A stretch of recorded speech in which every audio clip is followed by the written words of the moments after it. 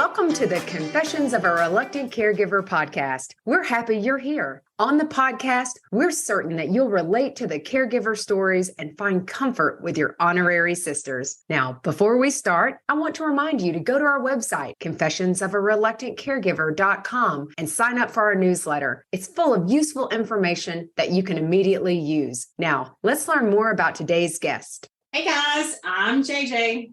I'm Natalie. And I'm Emily. And welcome to another episode of Confessions of a Reluctant Caregiver. So today we are excited to have our friends Becky and Logan, who have quite the confession. They'll be sharing the good, the bad, the ugly with respect to caregiving. We can all relate to that, especially me. And I know Emily can as well. So like all of us, Becky and Logan have been caregivers, but there's so much more. So Jay, why don't you tell everybody about these amazing people? I don't even know where to start. Okay, so I had to do a summary, like bullet points. So I'm just going to go there before we get started. So between the two of them, we have 2 certified elite personal trainers. We have a certified health coach. We have a Boston Marathon qualifier. We have a sprint triathloner, and we have 1 self-proclaimed autoimmune warrior. I love that one. It seems like both of your lives are filled with really a pursuit for health and finding solutions to improve the quality of life for yourselves and for others. And diet and exercise are just an example of the solutions you've found. Together, you have co-founded Wellness Warriors Life and the Empower Her project. And you have self-published a book, The Gluten-Free Spoonie, which we're going to hear more about. It is the best, JJ. I totally have it. But I want to tell you that when I was reading your bios, what I love is the beginning. Becky says, I am a wife, a mother to 2 beautifully spunky girls and an adorable doggie. And Logan says, I'm a husband, a father to 2 wild and wonderful girls and my husband, Augie the doggy. And it sounds like you guys are both on the same page when it comes to priorities. I love that. So we are ready. Let's talk. Great. Let's do it. Tell us about it. What do you want to know? Oh. Well, tell us a little bit about your kind of caregiving journey, because, you know, you guys are super unique because I know, Becky, you have been like super uber caregiver because you had the unfortunate task. And honestly, this is the reluctant side in the sense of like, holy cow, like nobody says, gosh, I think I'll put on my bucket list after running a marathon, I want to be a caregiver too. And so I know, Logan, you've had your own health issues, Yes. and then your youngest had health issues. And so I think, and then of course, Logan, you're ill and trying to be a caregiver to your youngest. Oh, and don't forget your older daughter who Yes. like, oh, she's fine. You're like, she's resilient. Let's make sure she's okay. Mm-hmm. Why don't you kind of tell us a little bit about your journey, what happened, and we'll run from there. Sure. So, Go for it. And our dog is joining. I see Augie. I see Oh, Augie is fantastic. next. I'm so Yeah. sorry for the audio Yeah. people because Augie is right up here. he just can, he's like, the space is this big and he's That's okay. sitting in it. So I think really a big part of our journey started even before Logan got Yes. sick. My dad was in an ICU, and so we're based in Richmond, Virginia, and he was in an ICU in the Cleveland Clinic for over 9 months. He had open heart surgery and a liver transplant all at the same time. And it was really challenging because we were the ones that worked in the medical field with the medical knowledge. And my mom and my sister were the ones that lived right there, but they just didn't have that everyday medical knowledge that most people don't have. You know, it's not to say they didn't try. They most definitely did, you know, but the challenge was us being so far away. And then with my dad not being able to communicate, he had a trach.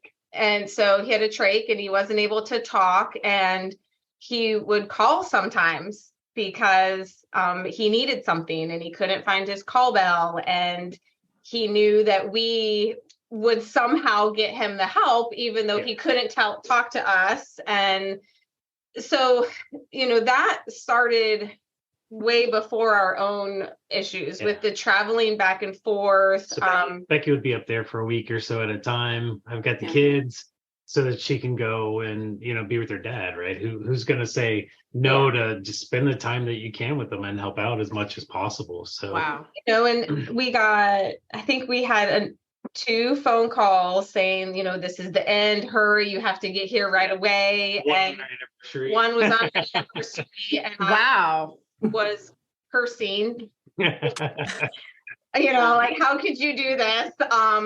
But he was like a cat and had 9 lives. But, because that was September, and he didn't pass till the middle of April. Wow. But still, just the getting up and the going up there for an 8-hour drive, knowing, like, driving for 8 hours with just this. And the thing was, I had traveled to Maine for work. So I get a phone call in the middle of the night at a hotel. I didn't pick up my phone. So she called the front desk. They called me, woke me up. Life 360 is great. Yeah. If you really don't know where your other half is. Mental note, Life 360. Yeah. Got it. Yes, because I'm calling. I'm like, I know my husband is in your hotel. And I need him like right now. Luckily, I'd been up there enough that people at the front desk knew me. So they were like, okay, yeah. So they called and woke me up. And she's like, you've got to get here because we've got to go see my dad. Like, what are you talking about? And she's like, they have given them, until we get there. And I was like, all right, 3 a.m, the airport's not open, trying to figure out how to get a flight, if I can get to the airport, because we were about an hour away from the airport. I was like, where are we going to meet her? So trying to get all this stuff straight, she ended up driving to DC, picking me up because I had to get a flight to DC because the flight I was supposed to get to Richmond got canceled. Then It just picked me up DC, got to Ohio, and then all of a sudden he was fine. Just walking it off. Yeah. Yeah, it's like, all right.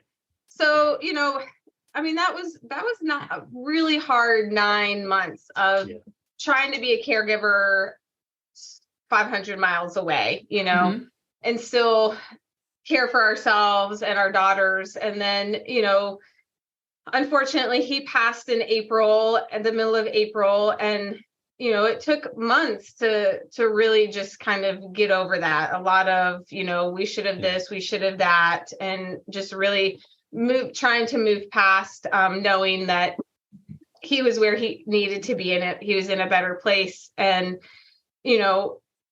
then Logan decides that he wants to get sick. So I was traveling again for work. I Good job, Logan. I feel like you shouldn't maybe I was traveling for a while, right? Trying to provide for the family. Yeah. And we come home, go into a Christmas event with some friends of ours. We had taken the girls to ride the Polar Express down in North Carolina. And I wasn't feeling good. I just up all night, wasn't sleeping. He didn't do the drive. And for him to not be the one driving and to say, I need you to drive, Becky, like that's a huge sign of him not feeling well. Yeah. And I was in pain. I was all over. And I hadn't told her at the time really everything that was going on because I was still trying to figure it out myself.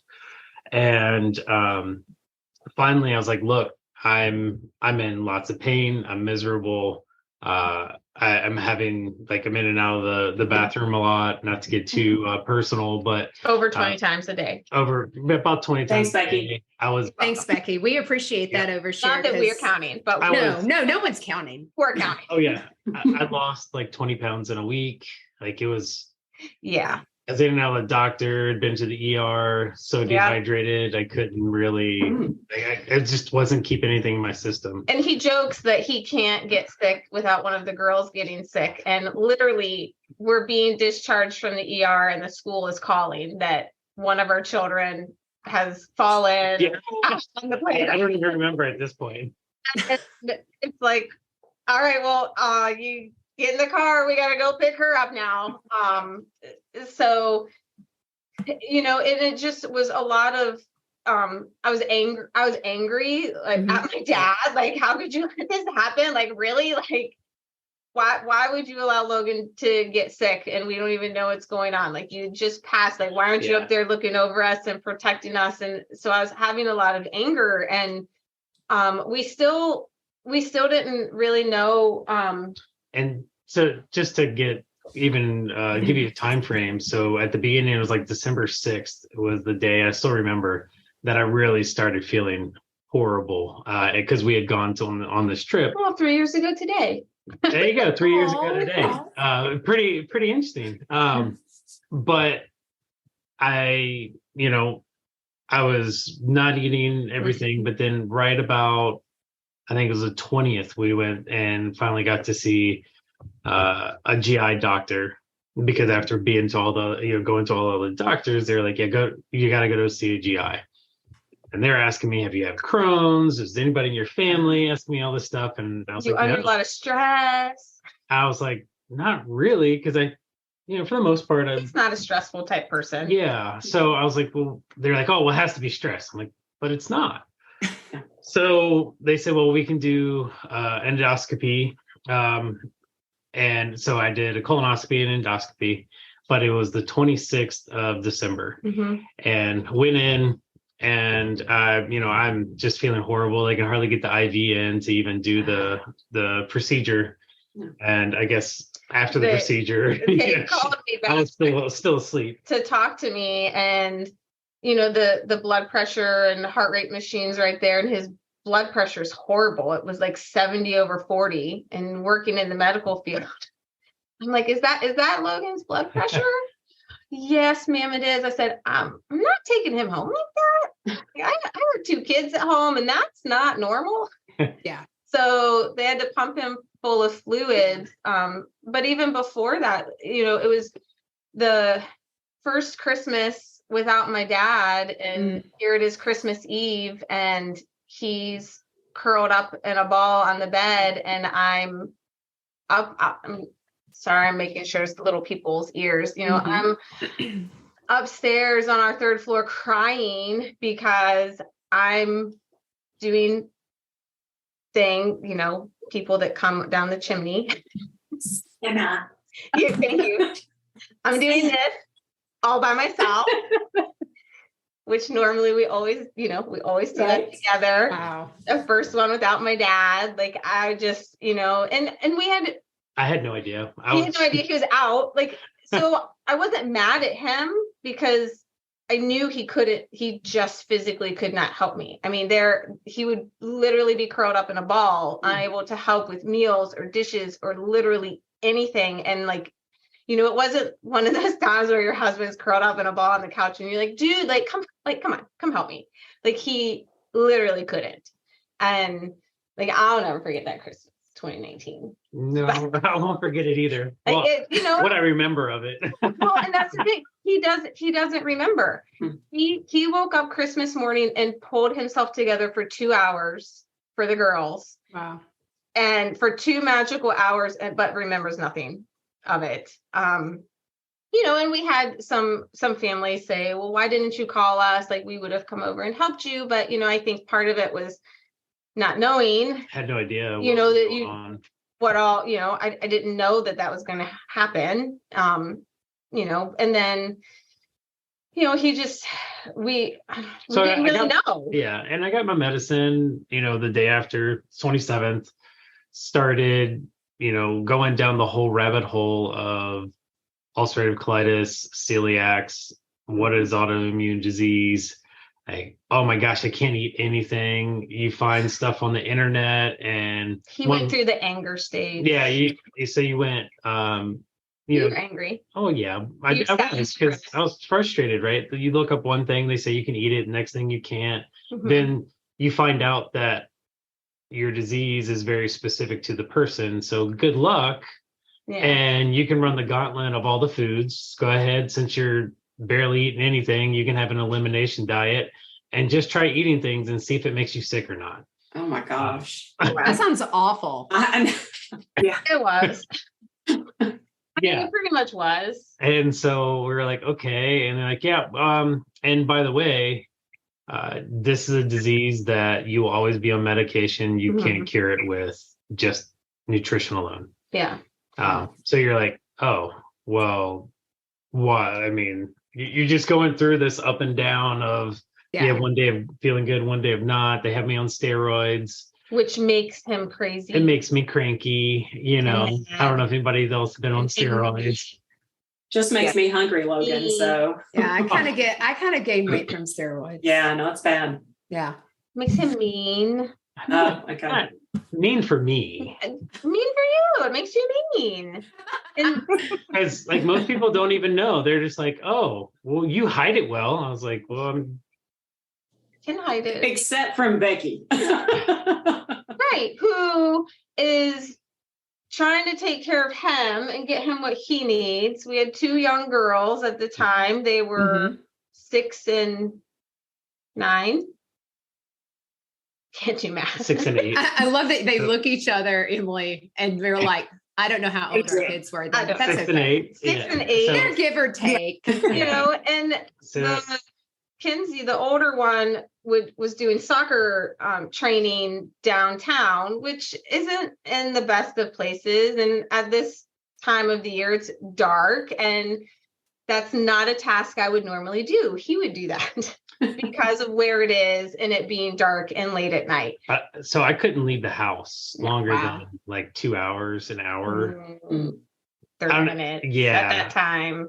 Because everything just, it wasn't controlled. And it was, if I wasn't going to the bathroom, I was in pain. And then I had all range of everything going on in my body. So how long did that actually last until you were kind of able to get some kind of resolve around it?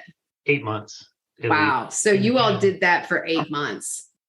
Mm-hmm. And then after that, I went back into another flare because of medication change. Of course.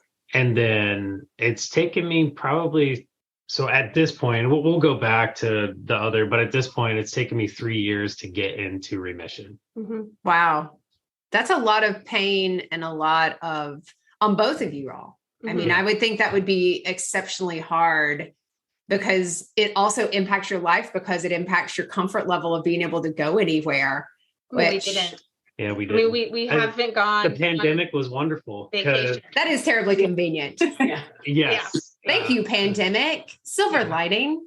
It's important to remember the silver lining.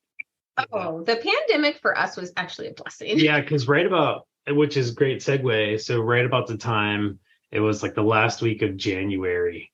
So I was diagnosed in December. Last week of January, I'd had about a month to really try to heal up a little bit and get somewhat comfortable. And that's when Lexi started getting really distant, started pulling away from friends at school. This is the baby, right? This is the baby. And it was hard to tell, right? Because my dad had passed away. Logan got really sick. She's very advanced for her age. So she was very bored at school. I hate to use that word, but she was. Becky was working weekends at this time, all weekend long. Was still working. Yeah. I would work. Okay. So Becky, you're working and taking care of the girls. Logan's sick. Which I'm still working and I'm sick. Mm-hmm. And then when she works on the weekends, I have the kids. And you're still going to soccer practice downtown in the dark. Did I get that part as well? Yeah, trying to make it work. My 30 minutes to myself was when Kinsey was doing soccer training. Mm-hmm. Wow. That is a good use of time right there, Becky. That was my 30 minutes. Let me ask you this. What did you do in those 30 minutes? He probably doesn't know this. But I either called one of his best friends or his cousin, who is like a brother to him, and cried to them. Oh, I will tell you, Becky, when there were some of my hardest days and Jason was in the middle of treatment, I would call Emily and I would sit outside of the hospital and I would cry on the phone. Yep. And she would be like, it's going to be okay. And so sometimes those tears are super therapeutic. Yeah, they were. So I would hide in a corner. Yeah, I get the hide in a corner. We've all hidden in a corner at some point.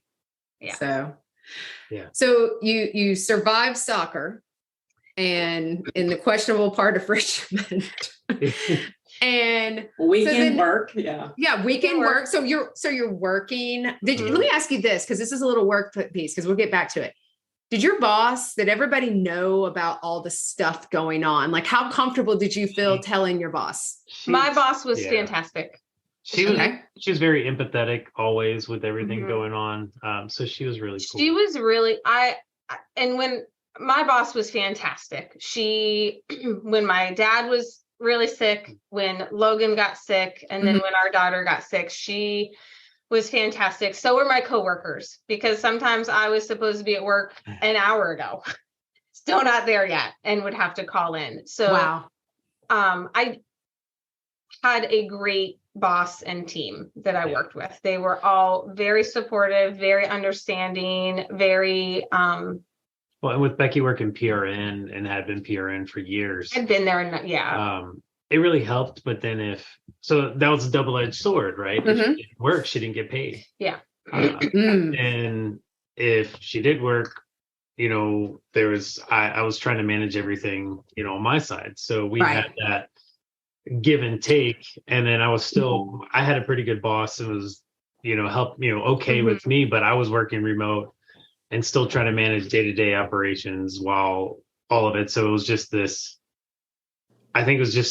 tumultuous time that just it was, honestly, we just kind of had to keep going. The country song where it says you're going through hell, just keep going. Yeah, that's right. Yeah, that's pretty much what we did. Wow. And then hell got worse. Yeah. And then that's when stuff with Lexi happened. Right. So what happened there? You said she just started pulling back, or? So we noticed these changes. She's in here. She's in here, of course. We were just noticing a bunch of changes in her that just weren't her. Right. And, like they played futsal, which is a type of indoor soccer. And, every time they'd score a goal, we'd give them $1. And she scored a goal and we're like, oh, Lexi, you get $1. I don't want $1. Okay. Well, I'll take it. Inflation's pretty bad. So, right. I mean, whatever. So there were just a lot of different signs that something was going on. And so I had called and talked to the school and the school counselor, and the counselor said, I'll go in and watch her in the classroom. And she called and talked to me for probably 45 minutes to an hour, saying that she did agree that she definitely has pulled away from the class. She's not interactive. She looks just kind of very angry, and asked if she had strep throat. And I'm like, no, because if she didn't go in to send her to school, she doesn't have a fever. Her throat's not sore. She's not complaining of a bellyache. Like, no.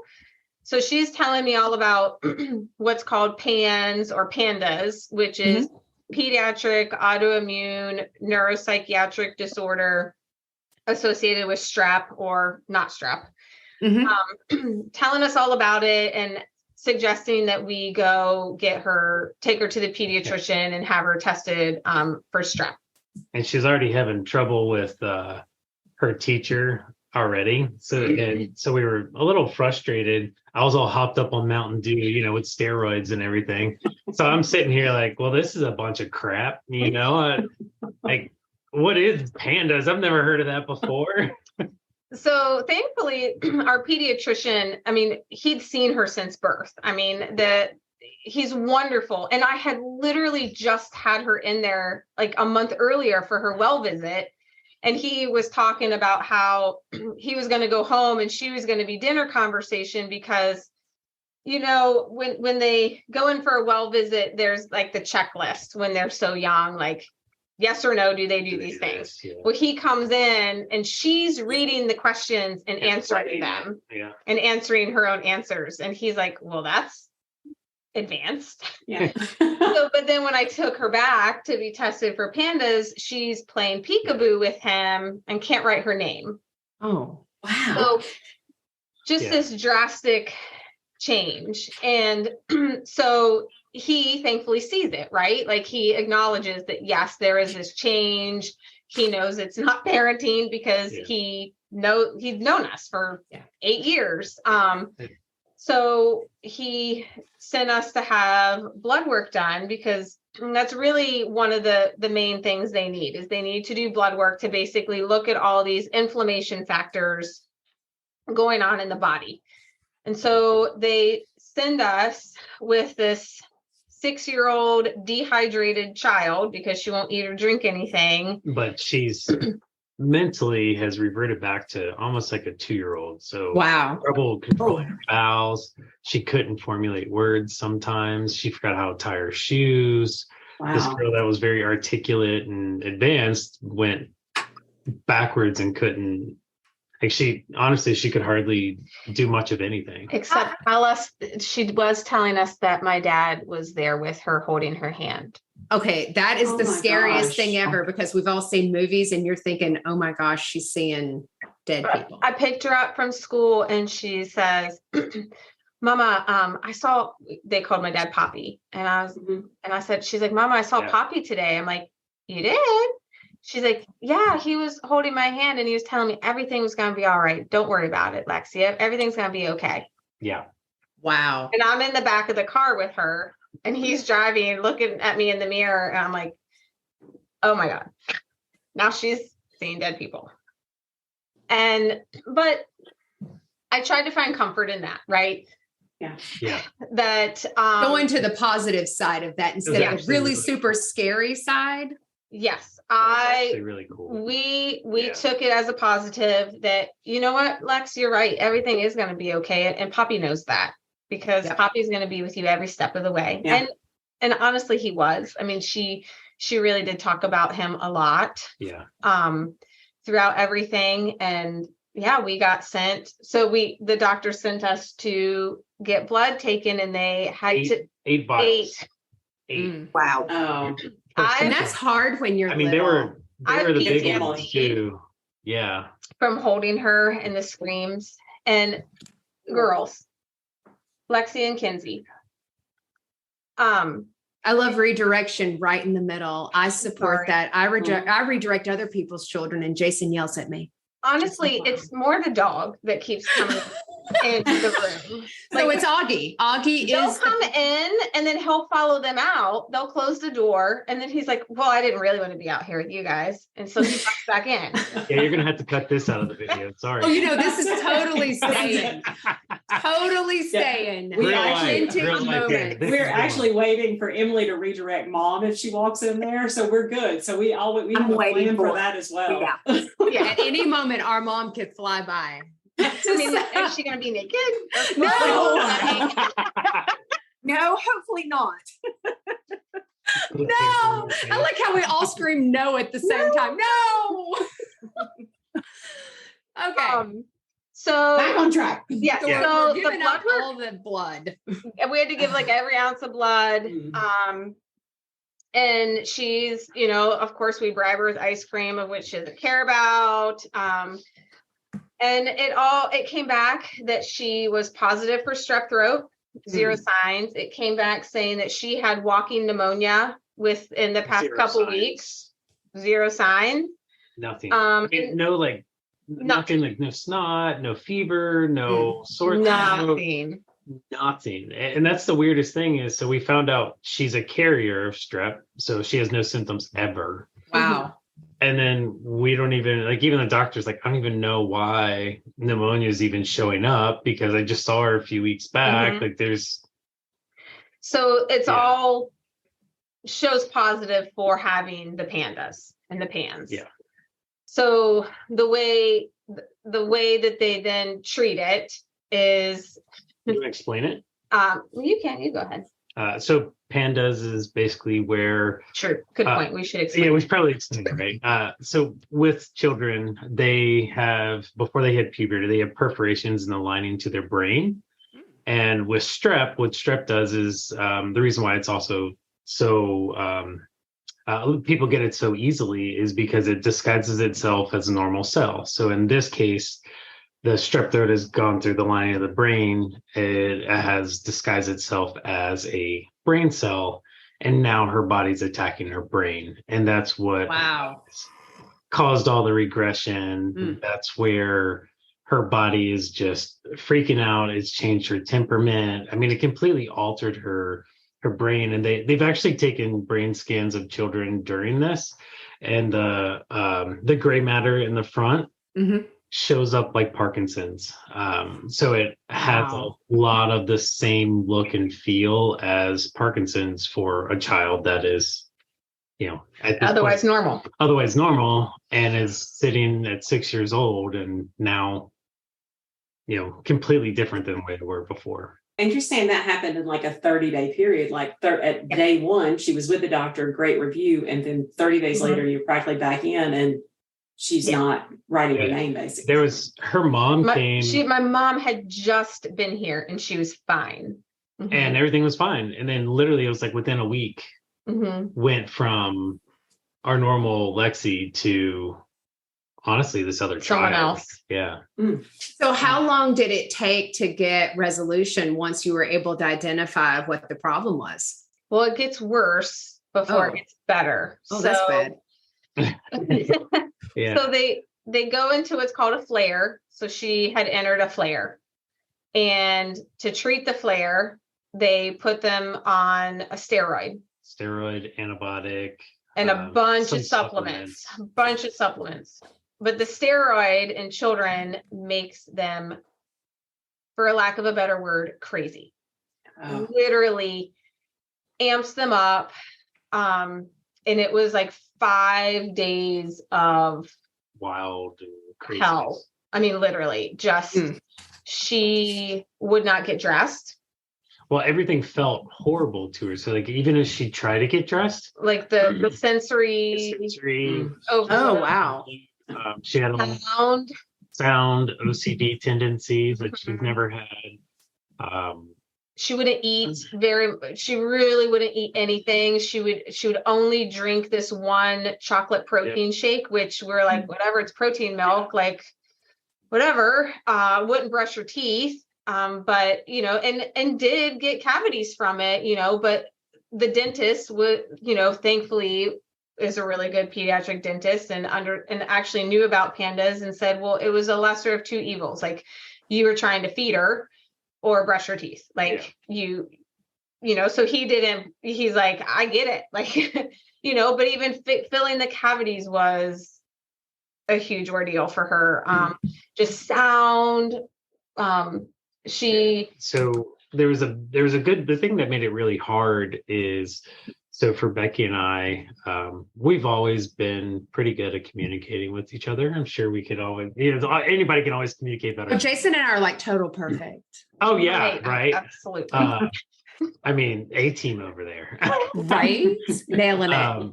But Lexi wouldn't allow Becky, because she would hear things and see things that weren't there. She wouldn't allow Becky to have a phone. And sometimes Kinsey and I weren't allowed in the room. They weren't allowed on the same floor of the house. Sometimes. So Becky and I have to function with Kinsey. So I could barely leave the house. A few times I left the house, I'm taking Kinsey to the store or up to school so she can have a normal life and not also getting Kinsey out, because there were times she didn't need to see Lexi. Like, Lexi was having some episodes that were scary. And we didn't want Kinsey to see it. So Logan would take her shopping. What girl doesn't like retail therapy? Yeah. I mean, right? You're the best dad. The fact that, number one, the fact that you're a girl dad. Right. That's so appropriate. That's God's sense of humor with you. And the fact that you take her to the mall, that's super cute, because she's a tween. And that makes it feel good. But I think it sounds like you guys had to split parenting. Like, it was like divide and conquer, because it sounds like, Lexi was just, medically a hot mess, and she needed, like, latched on to you, Becky, which really kind of is a testament to attachment, like the mama bear. I mean, I know that she's probably attached to both you guys, but rubber hits the road. Definitely. Babies typically want the mama bear. But the fact that you guys were able to divide and conquer, how did Kinsey respond in general? Because I mean, there had to be some level of kind of, not that she, went rogue and went bad to get attention or anything, but what was her response? Well, I think she was fine. Honestly, to this day, she doesn't remember a lot. She doesn't remember a lot. That's interesting. And some of it maybe, PTSD or whatever. We've had her. We actually had her in therapy for PTSD. Talk to a therapist. Wow. But I mean, she seems fine, and for the most part, right? Yeah. And now she asks more questions, and it's more real and trying to understand. But at that point in time, she saw it as, I tried to make it fun. I was like, hey, why don't you and Daddy just have a daddy-daughter date, and we'll go to the mall and just walk around and see what we can find. And she's like, she was younger and we hadn't been to too many malls at that point in time, so she's like, oh great. So well, and I think kept it as fun as possible. But I do think there were hard times, because there would be times she would want me and she could, she just couldn't. That it just wasn't possible. She couldn't have me. And because PANDAS kids, they do the one thing they say is they latch on to one parent and that parent and that parent only. And there were so many times Logan couldn't even look at Lexi, and Lexi would get mad.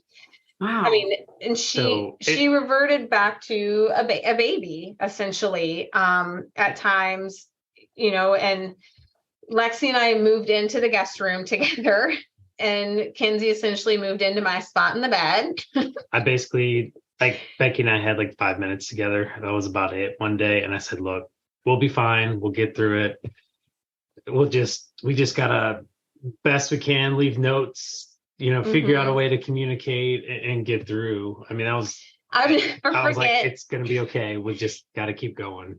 There was a day we were actually completely, Lexi was, I know where you're going, naked and upstairs all by herself. She did not want anybody up there. And the doctor told us, they're like, hey, the steroid's going to ramp them up. You just have to keep them safe. Yeah. He's like, you're no longer parenting to do anything. They can't, the kid won't remember any of this stuff most of the time. Your number one goal is keep them safe. So we said, okay. So she's upstairs and you can hear do, do, do, do, do, do, do, do, do, do. We're downstairs. We had decided at this point from all our research, we were going gluten-free. And to go completely gluten-free, you have to get rid of everything: pots, pans, dishes, utensils, toaster. So we were getting rid, his parents were here helping us. We were getting rid of everything and putting in new. And you could hear do, do, do, do, do, do, do, do, do. And then you'd hear her throw something down the stairs, and she'd be like, Daddy, get this bag now and take it outside. Did you say she was 6? Yes. Yeah. That's nailing it. Okay, keep going. There 13 bags? There were 13 bags. Trash bags. Big leaf trash bags full of clothes, full of towels. She was totally emptying out the hall linen closet. Now, mind you, Logan is flipping out. He's like, what is she doing? Why is she doing this? Oh my God. And I said, Logan, the funny thing is, sweetie, you don't even know what's in the closet. Well, turns out she goes in my room and takes half of all of my underwear and clothes and puts them in bags and throws them down the steps. Or hides them. And hides them. Because we couldn't find them. For months later, she found them. But so she wanted us to just get rid of all these bags. And I said, Logan, we're just going to hide it in the garage and we're going to slowly bring it back in the house.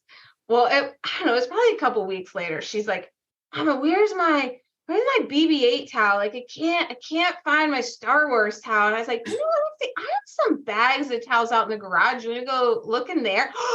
Yeah, let's do it. Okay.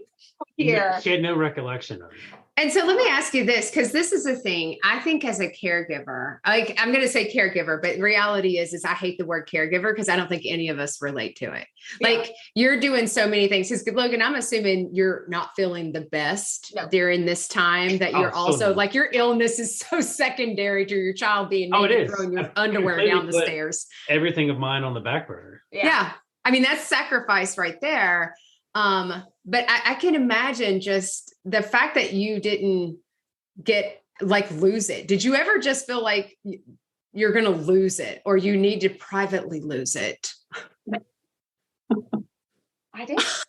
Logan is pointing. People, you can't see, he's pointing. I will say, let me, I don't mean this negative in any way. No, not at all. Becky had to deal with so much stuff. I dealt with my stuff, but she obviously had more. But there was a couple times that she was like, just make sure she's safe. I just need a minute. And I'm like, okay. But I'd literally have to like watch from the doorway because I wasn't allowed in the room. Right. For me, like, I'm trying not to get my feelings hurt as a dad because my kid doesn't want anything to do with me. But yet she's like, I just need a minute. And I can totally get it because Lexi, she's very aggressive. Like she would, and in person, like normally Lexi's the complete opposite. But she'd be really sad if she knew she said and did the things that she did. And wow. So Becky was like, I just need a minute, a number of times. And I totally get it. So I'd literally, I'm like playing guard here. I'm man-to-man defense, trying to make sure everything's okay. Just so Becky could have just a minute to go to the bathroom because Lexi wouldn't even let her go to the bathroom by herself. Wow. I can't even imagine that because I think, this is not parenting at this point. Mm-mm.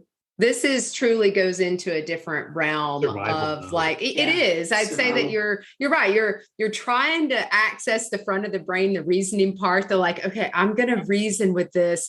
And I think that it would be really hard to not have your emotions all over the place because you've got all these like fear and some rejection in there. And why doesn't she want me? And thank God she doesn't want me. I don't know if you were allowed to say that out loud. Because I'm going to tell you right now, if I were you, Logan, I'd have been like raising my hand, being like, please don't like me.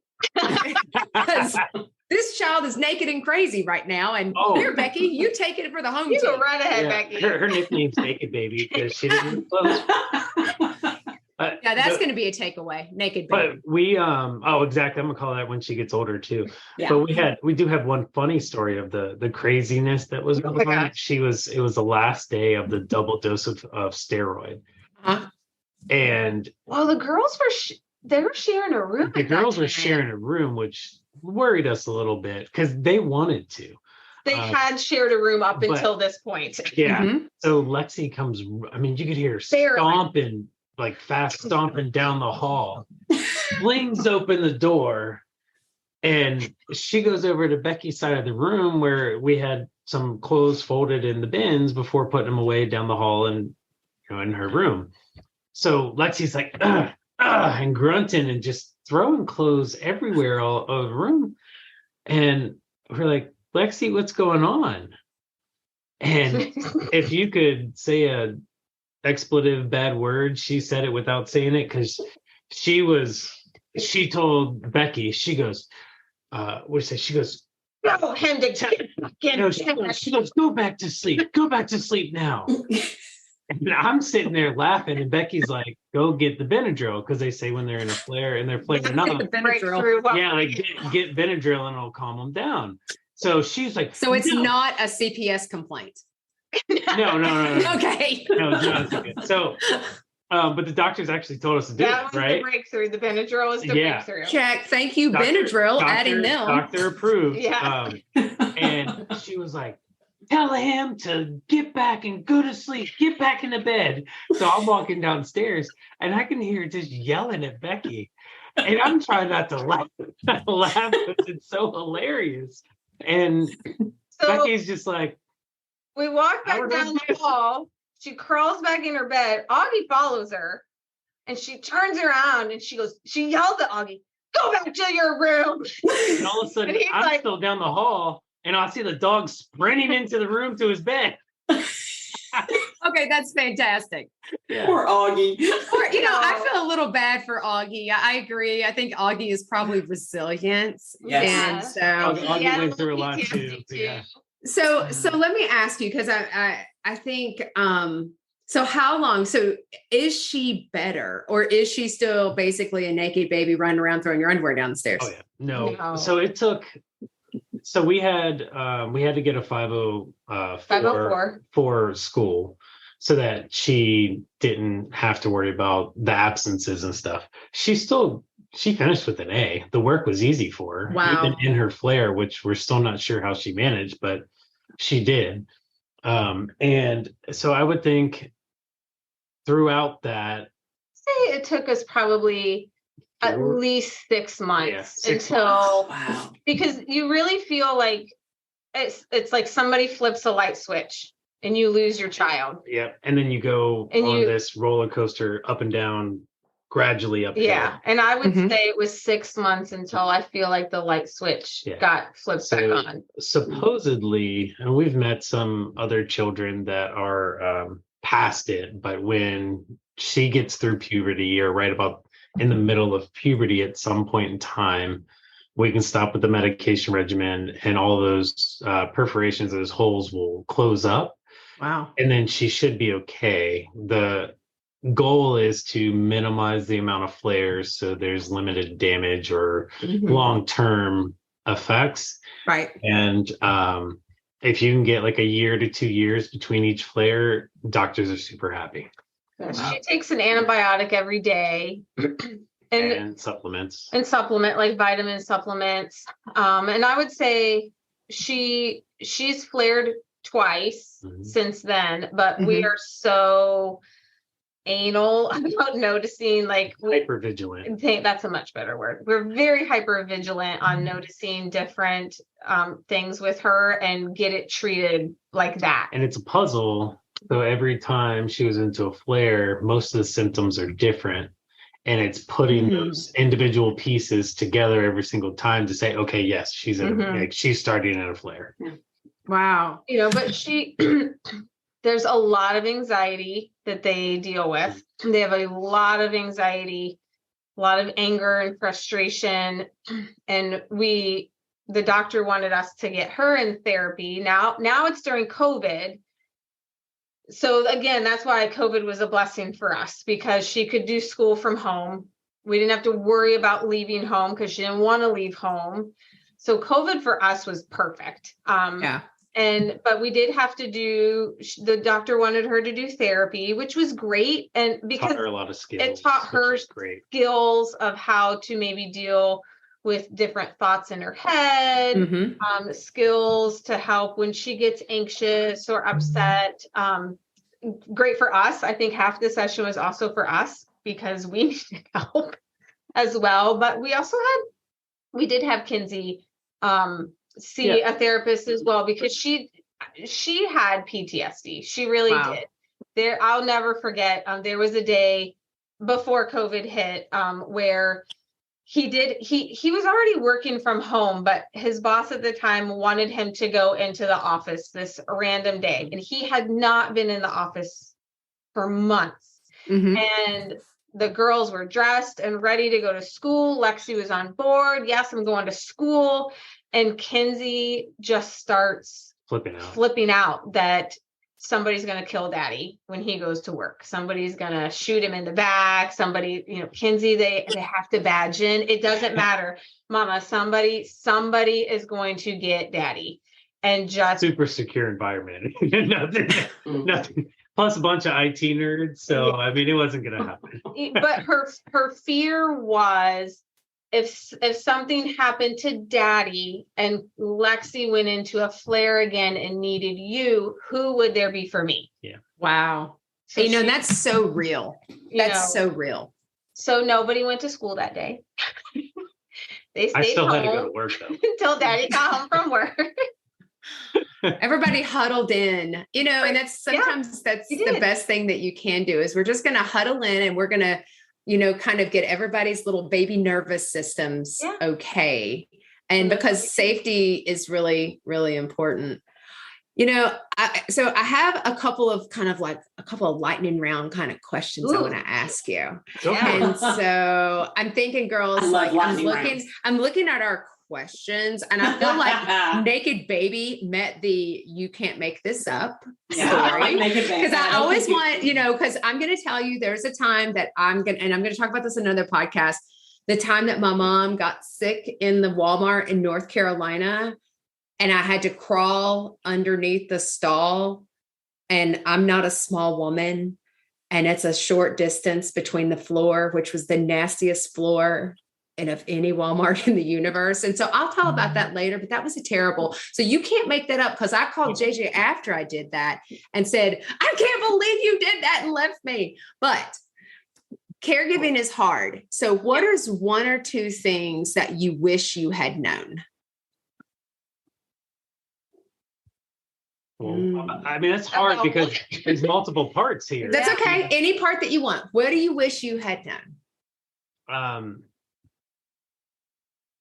For me, I think there's two things. One, for my disease, it would have been nice to be able to speak to someone that had been through it, to truly be able to say, it's going to be okay. Say, hey, you can get into remission. It's manageable. You read all the horror stories and stuff, but really, if you do the right things, such as diet, exercise, and try to keep it a little bit controlled, you can be fine, because you hear all the horror stories. And then I would say with Lexi, I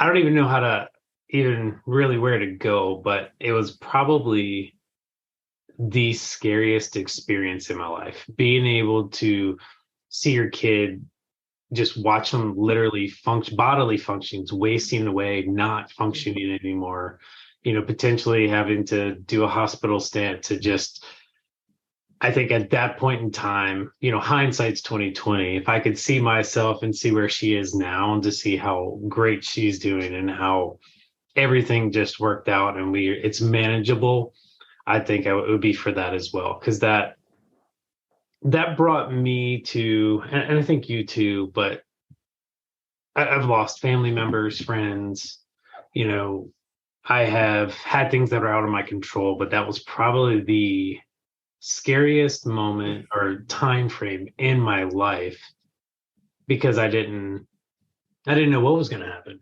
It was so new there. I mean, honestly, until about 10 years ago, it wasn't even a diagnosis. So it's there's very little information out there. So I think you can go down some really bad rabbit holes if you Google about it. Google is your friend, but sorry, Google. I had to tell Becky, because I had to take her phone and say, no, you can't do this anymore. Yeah. We've taken our mom's phone before, but that was for different reasons. So go ahead, Jay. Well, I feel like we have to have them, at some point come back, because I do want to touch base. I know we're kind of running out of time. Yeah, but I want to have, we have to come back and talk about all the work that they've done, why food and exercise and all those things have been such an impact. Because I need to know that personally, Natalie. So we have to have Becky. Now we have to come back. Sorry. So no, we're going to do part one and part two. Yeah. So we're going to have to do part two. So whether Natalie invites you or not, Becky and Logan, we don't even have to have her participate. You can just come back and see me. Really ugly. That's so unchristian. Emily does a little plant-based. She loves plant-based diets. So she is, and she says it makes her feel fantastic. And I'm always looking for more information. So we're going to have Becky and Logan back on so they can get me on track, because everything I read about, in your bio, which I thought was amazing, talked about trying to get people making healthy habits, which was something, and letting people choose that. Because I know that's helped you a lot, Logan. That was kind of the next step with you guys. And I think that's been a really important part. I guess for, one of the questions I have, kind of a closing sort of thing that we could ask you guys is advice for any listeners going forward.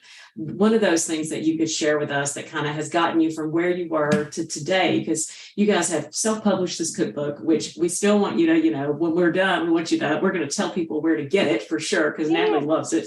But advice to listeners of, what got you to where you are now? What's helped you the most? I mean, so I would say,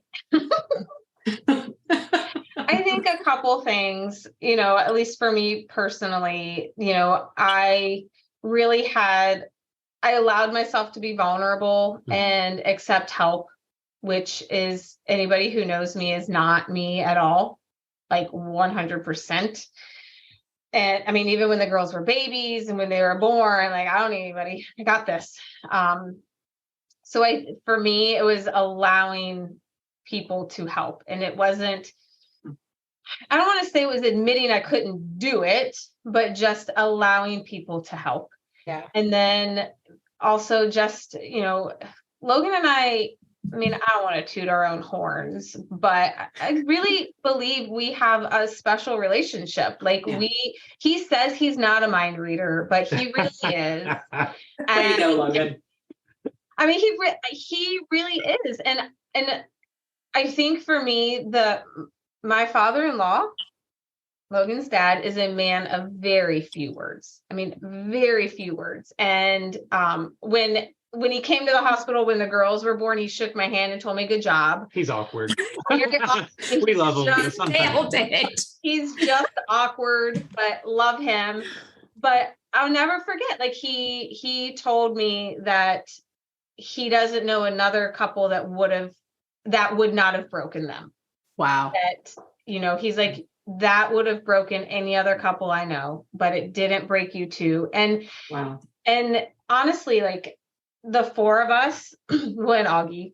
And Augie. So the five of us, I mean, we're really close. Like, we went through a really horrific time, but I think because of it, the five of us are even closer and have a really special bond. And, and Logan and I had been through some hard times before, with communicating and, he's a great eye reader and mind reader and, communicating. She never wears her feelings on her face ever. Never. Women never do that. Never. I never do it either. No. And he was willing to do anything.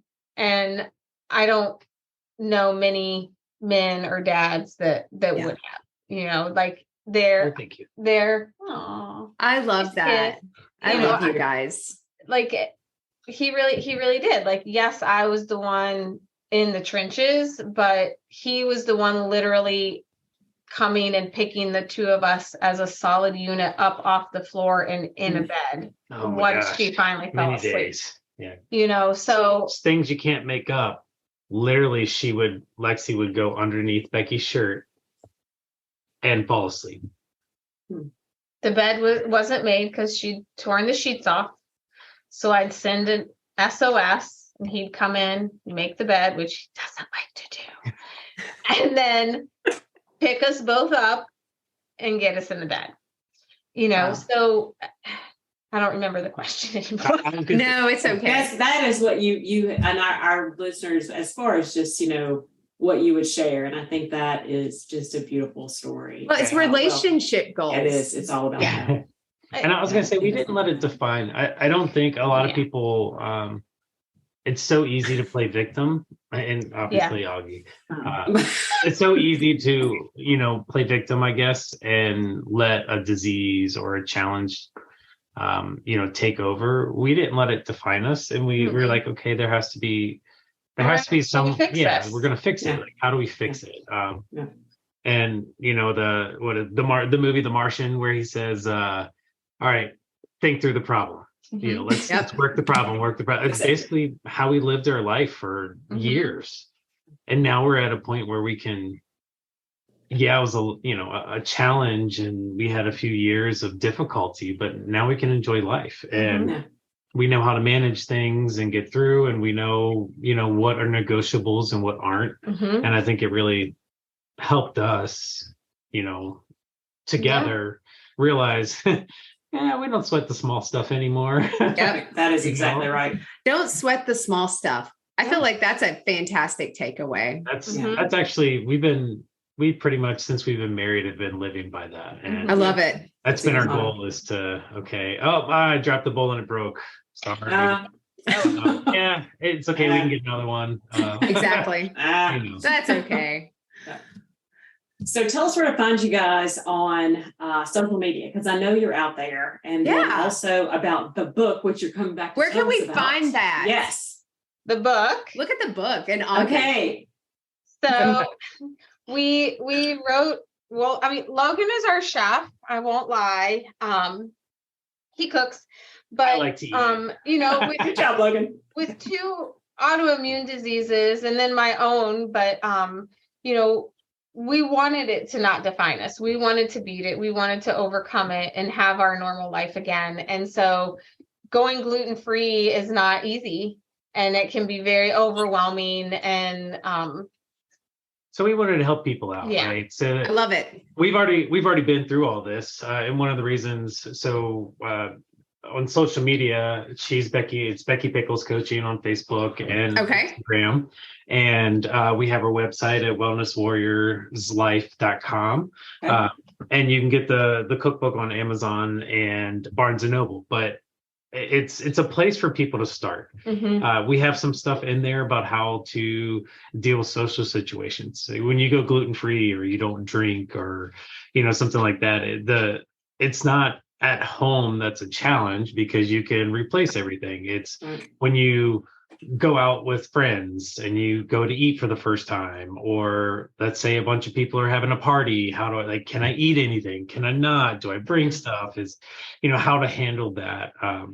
And I found that most people, if you say, hey, yeah, this is my life, Mhm. my lifestyle, majority of people are really open into supporting it. They just like, hey, how do I, right? They need to know how. So if you coach people along, really say, hey, these are things I can and can't do, or, hey, we can go to any restaurant because I can find something. Worst case, I have a salad. Oh, darn, Yeah. I'm eating healthy. It's great. Yeah. So we put a lot of that into this book. Plus, there's a lot of family. There's a lot about us.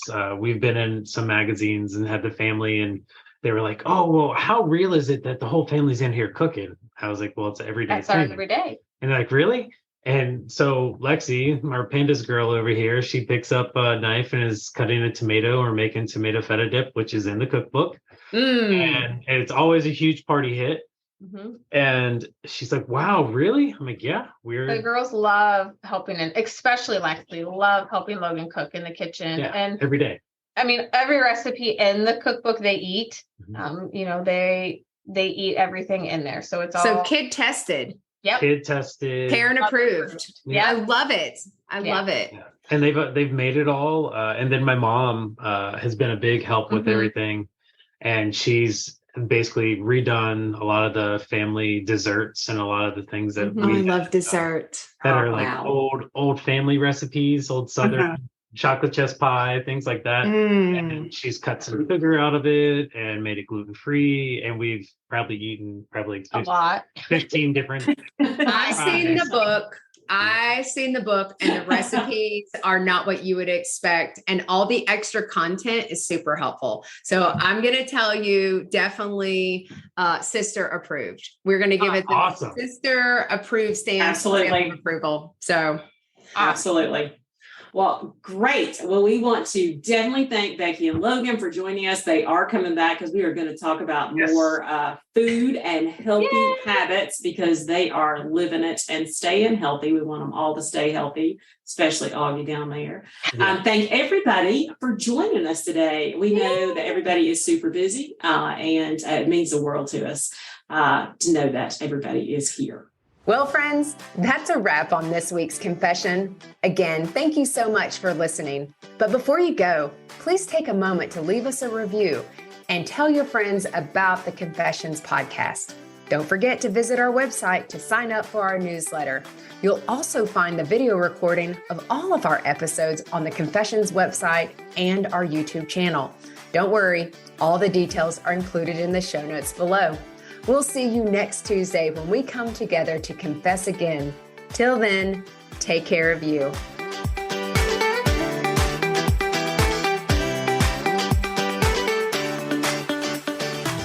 Okay, let's talk disclaimers. You may be surprised to find out, but we are not medical professionals and are not providing any medical advice. If you have any medical questions, we recommend that you talk with a medical professional of your choice. As always, my sisters and I at Confessions of a Reluctant Caregiver have taken care in selecting the speakers, but the opinions of our speakers are theirs alone. The views and opinions stated in this podcast are solely those of the contributors and not necessarily those of our distributors or hosting company. This podcast is copyrighted and no part can be reproduced without the expressed written consent of the Sisterhood of Care, LLC.